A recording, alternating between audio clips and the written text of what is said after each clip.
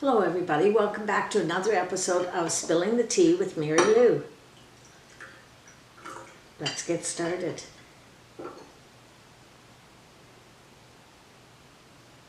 What I want to talk to you about is when you go to list your property, yes, there's a listing documents, but there's also what we call as a data summary sheet.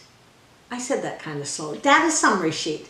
And on that data summary sheet, I want to tell you, that becomes our Bible, our resource, our knowledge about your house. And you know, sometimes when we're going through these things, you know, is the well drilled or dug? We need to really know that. We need to know if it's dug or drilled, because that's important. Because if that buyer buys it thinking it's a drilled and it's really a dug, we have an issue. The same when it comes to the rental items. Hot water tanks, propane tanks, oil tanks, not so much anymore.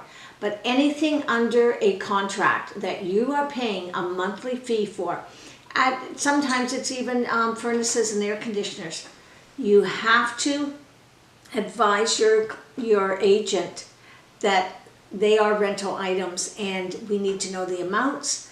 We need to know, is it every month? Is it every 3 months? It becomes so much easier, because if there's an error there on a hot water tank that we think is owned and it's really a rental, guess what? Somebody has to pay.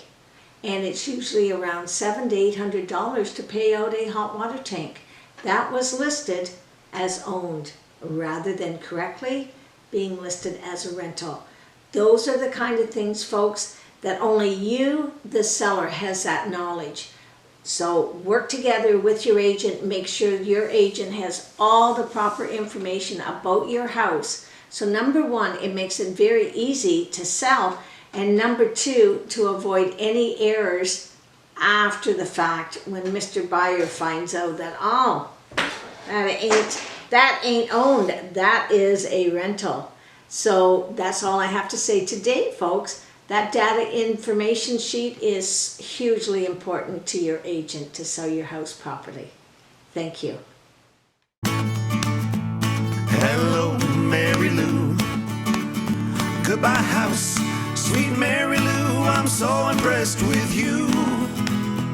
I knew Mary Lou, you do your part. So hello, Mary Lou. Goodbye, house.